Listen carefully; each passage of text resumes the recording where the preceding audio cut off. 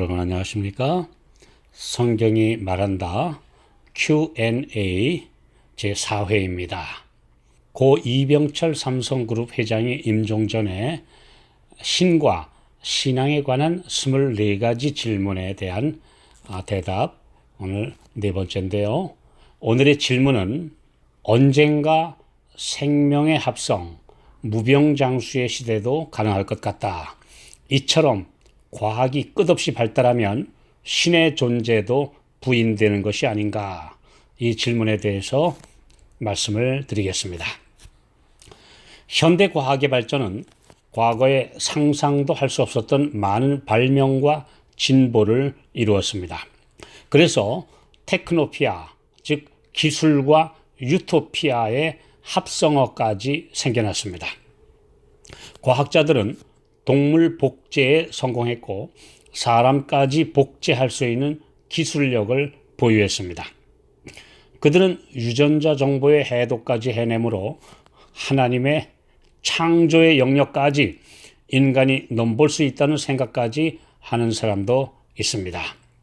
그러나 암을 비롯해 모든 질병을 정복할 수 있다는 사람들의 희망 섞인 기대도 잠시뿐, 점점 더 독한 바이러스들이 생겨나 인류의 생존을 위협하고 있습니다. 코비드-19, 곧 코로나19의 팬데믹은 지구 전체를 이전과 전혀 다른 세상으로 만들어 놓았고 앞으로 백신이 개발되고 치료제가 완성되어 이 바이러스를 혹 퇴치한다 해도 언제 더 무서운 바이러스가 출현할지 모르는 공포가 이제 지구촌의 삶을 다시 이전으로 되돌리기 힘들 정도로 무겁게 누르고 있습니다. 예레미야 5장 22절 여호와께서 말씀하시되 너희가 나를 두려워 아니하느냐? 내 앞에서 떨지 아니하겠느냐? 내가 모래를 두어 바다의 계한을 삼되 그것으로 영원한 계한을 삼고 지나치지 못하게 하였으므로 파도가 흉용하나 그것을 이기지 못하며 뛰노나 그것을 넘지 못하느니라.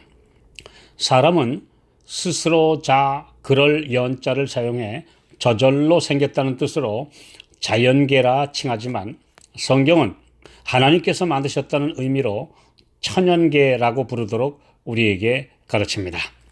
하나님께서는 천연계에 나타난 하나님의 무한한 능력과 완전한 지혜를 보라고 하십니다. 깊고 광대하면서도 산처럼 높은 파도를 솟아오르게 하는 바다의 신비함은 사납고도 불가항력적으로 보이는 자연의 힘을 나타내는 적절한 상징입니다. 그러나 하나님께서는 우주를 다스리시는 가운데 그 깊은 바다의 맹위를 주관하십니다. 그분은 이 대양을 분명한 한계 안에 묶어 놓으셨습니다. 비록 낱개의 모래 알갱이는 쉽게 치워버릴 수 있지만 광대한 모래 해변은 끊임없이 부딪히는 파도에 저항하는 가장 효과적인 장벽을 이룹니다. 무서운 파도도 그 보잘것없는 모래 장벽으로 가두시는 보이지 않는 손길을 사람들이 깨닫기 원하십니다. 욥기 38장 11절 이르기를 네가 여기까지 오고 넘어가지 못하리니 내 교만한 물결이 여기 그칠지니라 하였으노라. 하나님께서는 인류에게 지혜와 지식을 주셔서 모든 면에서 향상할 수 있도록 해주셨습니다. 그러나 그 하늘로부터 부여받은 능력을 인류의 복지와 하나님을 아는 지식 그리고 선한 일에 사용하는 대신에 창조주를 잊어버리고 자신들이 신이 되려는 야망을 품고 자신의 영광을 위해 살면 결국 파멸하고 만다는 경고를 계속해서 주셨습니다. 바다가 점점 흉용해지고 지진과 그로 인한 쓰나미에 의해 모래 장벽을 넘어 땅을 삼키는 쓰나미 현상이 증가하고 있는 것은 인류에게 보내시는 하늘의 경고입니다. 환경 파괴로 인한 결과로, 그래서 기후온난화로 인해 점점 지구가 통제 불능이 되고 있는 것은 인간의 문명이 좋은 방향으로 가고 있지 않다는 것을 보여주고 있습니다.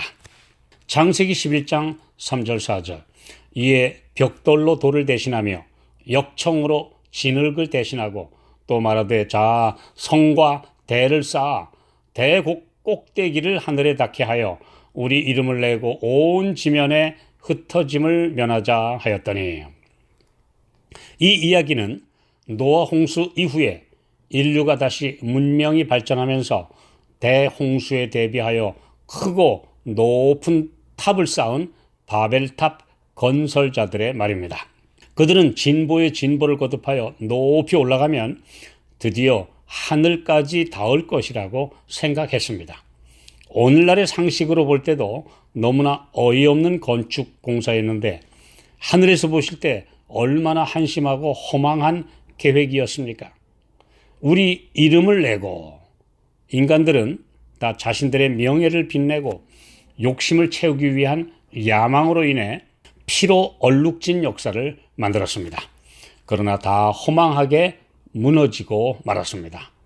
제국주의의 바벨탑, 재벌과 금융지배의 바벨탑, 과학과 의학 그리고 생명공학의 발전으로 인류가 신의 영역에 진입하겠다는 문화의 바벨탑, 그리고 마지막 세계 역사의 종점에는 세계 단일 정부라는 바벨탑과 이를 위해 종교 통합의 거대한 바벨탑을 열심히 쌓고 있습니다.